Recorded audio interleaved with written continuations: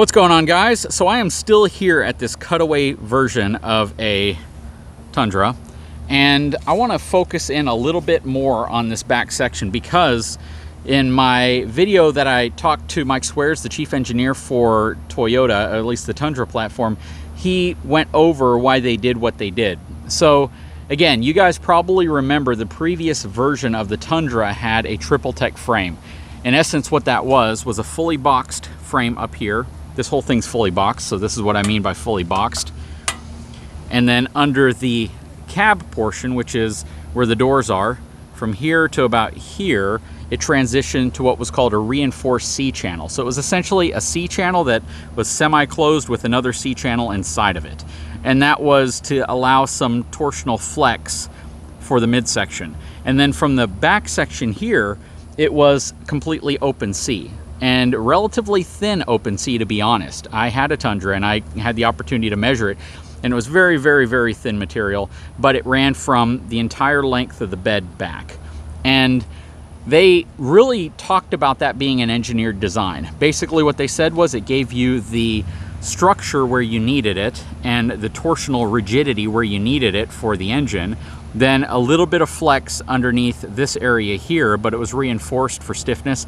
But the back area had quite a bit of flex. So, you know, it gave you the ability to keep your tires on the ground a little bit better. It gave you the ability for the frame to adapt to the weight that you might have either towing or in the bed. And that was, in essence, their main purpose of going with the triple tech design. So this new frame is fully boxed, as you can see, front to back, not unlike many of its competitors. Now, the difference here, in my eyes and what I've seen, is the section is much thicker. This looks to be about a 4-inch thick section, 3.5, 4-inch thick section. It has a very tall frame section to it. You can see how it's shaped and formed around the back here, typical to most trucks. But why move away from triple tech if it was so good and move to fully boxed? Well, you run into a few issues with triple tech. First of all, whenever you are trying to shave some weight off, well, there's mass in areas where you may not need it, and when you have a fully boxed frame, it gives you the ability to really engineer the thickness of the frame to meet your structural needs as well as your flexibility needs and your weight savings needs. But when you move to a fully boxed frame, which one of the reasons they did this was for ride and comfort, you have to address how the frame flexes and moves, because it's not going to do it. It's much more rigid overall. So whenever you put your springs in, whether you get the airbag or coil sprung suspension, you have to really dial in the right progressive rate spring to give you that smooth ride that you're looking for. And by doing that, you run the risk, especially if you've moved away from leaf sprung suspension, of having a ride that's either too soft or too firm. And with coil suspension, you have the ability to get a progressive rate to where maybe the first couple of inches is really soft and then the rest of that coil spring is really firm. You don't have so much of that ability to do with leaf sprung suspension. So you have more flexibility with coil sprung, and with airbags, you know, that's going to be an interesting one to see, you know, long term how those perform over a coil sprung suspension. Airbags give you the flexibility of lifting and lowering the truck. But when you move to this multi-link setup, you tend to have more movement and flex per position. So the way you overcompensate for that is to beef up your sway bar and to engineer the design of your rear suspension to compensate for body roll. And that's what they've done here. So if you look at the rear setup here, it's massive. I mean, they've put a lot of time and energy into it. They've put some torsional rods across it to control sway, to control flex. They've done a lot. So when folks look at the new Tundra and they say, well, you know what, it's not that much different than the outgoing model, you might be thinking that from maybe how the truck looks, even though the truck does look significantly different than the outgoing model. But when you look at the chassis like this and you see what they've done from an engineering perspective, how they've designed their frame, how they've designed their rear suspension setup, you can clearly see a lot of engineering and time has gone into this truck. It's just very, very well designed back here. You have huge components, and everything is set up in a way that almost seems aftermarket in terms of how robust it is, right? Whenever you get those aftermarket lift kits on trucks, you're always like, man, those components are huge. That's what you see here. I mean, when you look at the multi-link section of this suspension, it is absolutely massive. Square tube welded back axle. I mean, this axle looks beefier than any half-ton axle I've ever seen. And that's, again, where you see some of the engineering going into these trucks. It's not necessarily designed to appeal to everybody. They try to, right? They try to make the exterior look of the truck something that most people are going to be like, wow, I love the way that looks. But we automatically know that people are very subjective in their, view of what trucks look like. Opinions are all over the place on any truck. Some people will absolutely fall in love with the new design, whereas some people might think it's the ugliest thing they've ever seen. You can't appeal to everybody because everyone has different tastes. But what will appeal, I think, to most people is this. This is a very, very good platform.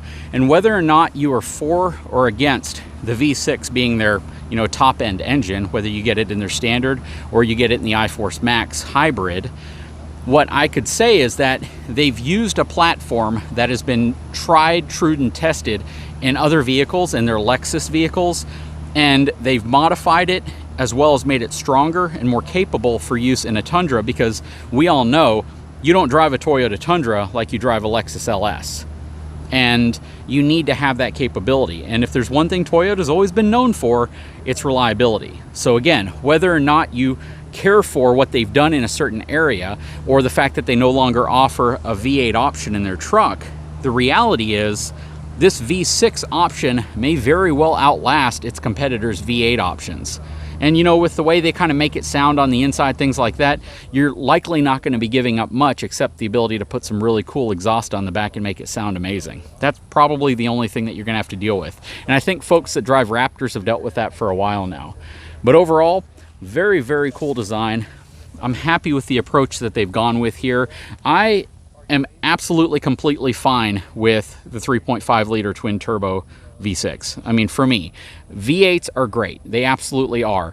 But if you can get better fuel economy, if you can get a vehicle that gives you more power, more horsepower, more torque, more capability, might weigh a little bit less, but you can get more out of less and you can do it reliably, consistently, I think that's going to be more important than anything. So as much as some people are going to say, you know what, get the current generation Tundra so you can get the last of the V8s they're putting in them, I don't necessarily agree with that, unless you just feel or you're convinced that a V8 is the only way to go, and I'm not willing to go with anything else without understanding what they've done from an engineering standpoint, just pure reliability standpoint, what they've done to these new engines. If you are only looking at a V8 engine, then you might not be able to ever be sold on a V6. But I think more of that is your own perception of a V8 being better than a V6, when in fact, I think most people with these trucks that run these V6 engines, or they have just these newer vehicles that have these super high horsepower, high torque V6 engines, they've had a pretty good experience. And you can look back at Ford, who introduced their EcoBoost, about a decade ago now, a little bit longer than that actually. You can see that there were some initial issues with their version of it, but Toyota has been running a version of this engine in their vehicles for a while, and some Lexus vehicles. And again, Lexus vehicles are widely regarded as some of the most reliable vehicles on the road. So that's always something worth noting. Look at the powertrain platform as an evolutionary thing. You shouldn't necessarily look at it as the older technology was always better. Because to be frank, some of those older V8s, you had 50, 60,000 mile major service cycles on them. These things can go 150,000 miles without anything going wrong with them. And that's pretty impressive, especially if you consider what they're evolving from. The previous generation Tundra, they loved the fact that they had several of them, lots of them hit 1 million plus miles. And they're not going to want to take away from that. They're not going to want to make someone feel as if they get into this new Tundra with this new drivetrain, new engine, new frame, new chassis, that they're going to have something that's less reliable. If anything, they want you to feel evolutionary-wise you're getting something better that can outlast the previous generation, is built better, is going to give you more features, more technology, more structure, things that you're looking for. And, I hope they deliver upon it. It sure looks like they're going in the right direction, though. Anyways, guys, I would love your feedback. What do you guys think of what you see? This isn't going to appeal to everybody. A lot of folks are just going to want to see a truck like that. But there's a lot of people out there who like to see the ins and outs of these things and what it looks like when you remove all the pretty panels. Anyways, guys, I sure hope you enjoyed this video. Give me a thumbs up. Please subscribe to my channel if you haven't had a chance. And we'll talk to you again very, very soon.